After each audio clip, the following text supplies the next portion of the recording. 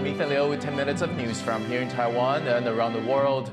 A number of leading U.S. lawmakers will visit Taiwan next week, according to the Financial Times. The report named Ami Bera the top Democrat on the House Indo-Pacific Subcommittee and Republicans Andy Barr and Mario Diaz-Balart as the three congressional heavyweights in the delegation. He also said House China Committee Chair Mike Gallagher will arrive shortly after the first group. The lawmakers are expected to meet with President-elect Lai Ching-te. China sought to amplify and leverage existing social conflicts in Taiwan through disinformation ahead of its presidential elections. That's according to a report on foreign election interference by think tank Doublethink Lab. Rick Lauer reports.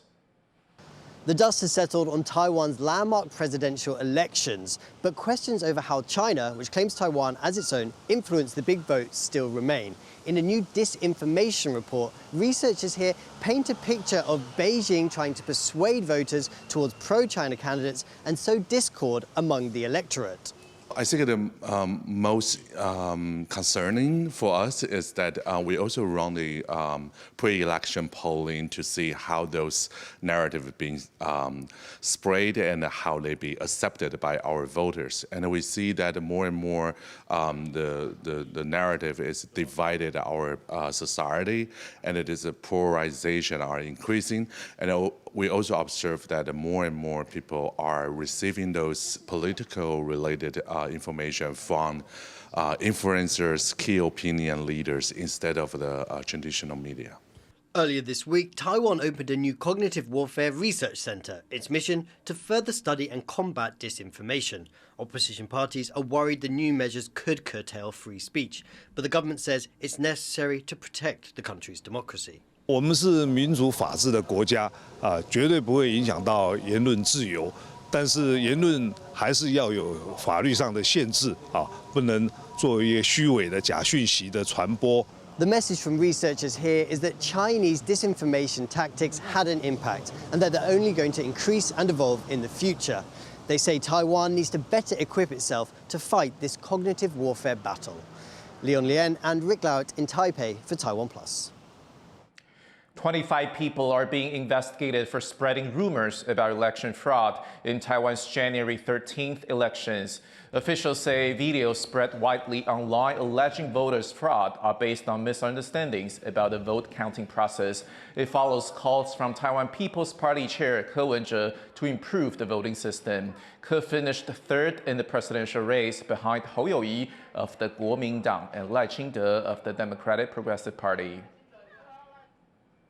Chip giant TSMC is planning to expand production in Taiwan.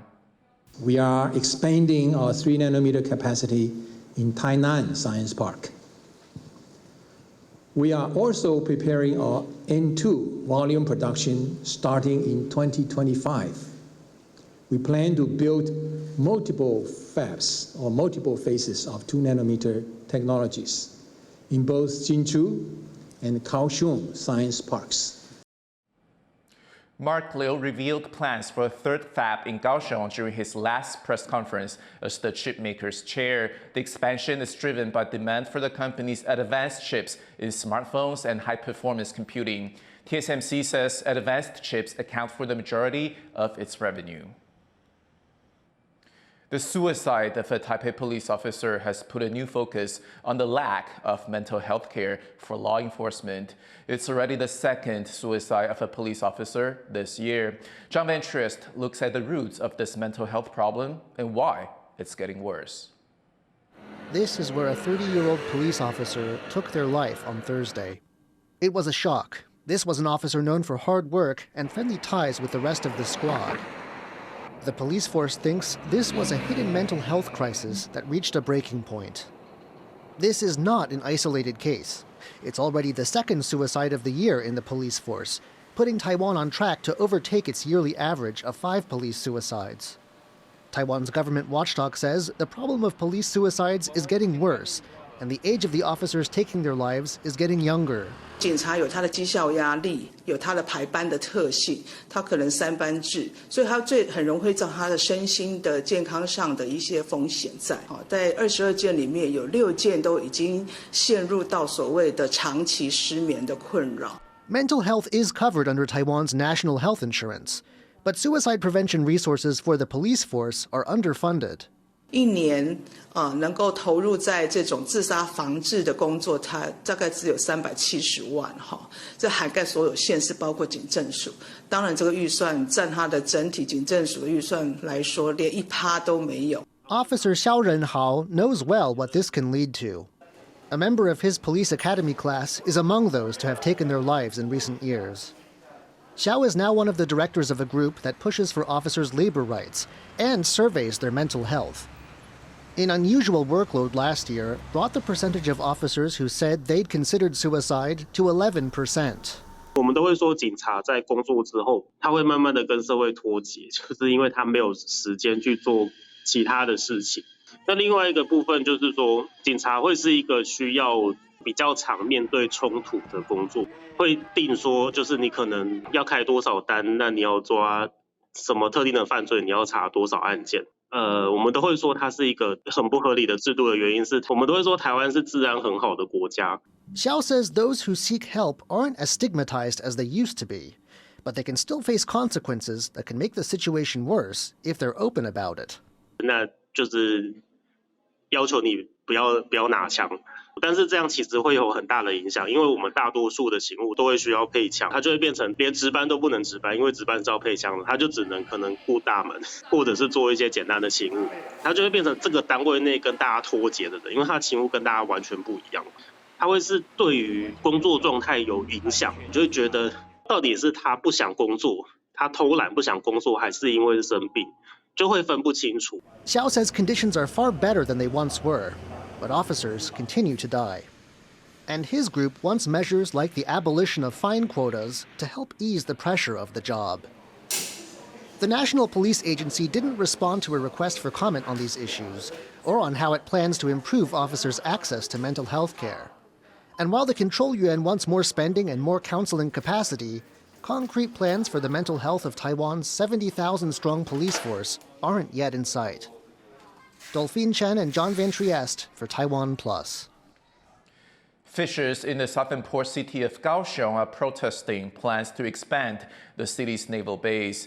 The military wants to add another port entrance to the base to prevent Chinese forces from blockading its ships in the event of a conflict. The expansion plan includes a 1.5-kilometer-long breakwater, which fishers say will destroy the local ecology and impact their livelihoods. 那预计会流失320几万方的那个泥土，你想，这个整个海洋资源，我们能够寄望以后还有鱼捞吗？ A green energy solution may not be so green after all. Conservationists say offshore wind farming may drive Taiwan's only endemic marine mammal to extinction. Tiffany Wong reports. Taiwanese white dolphins. There are just about 50 left of Taiwan's only endemic marine mammals. And according to some ocean conservationists, there may soon be even fewer due to offshore wind farming.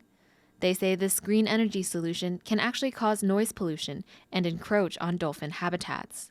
离岸风电加速开发的话，我们相信对于白海豚的保育是更不利，而且有可能会加速白海豚灭绝的过程。 Now, Taiwan's Ocean Conservation Administration is urging fishers to report any sightings of the critically endangered dolphins to help with their conservation efforts, and they can receive cash for doing so.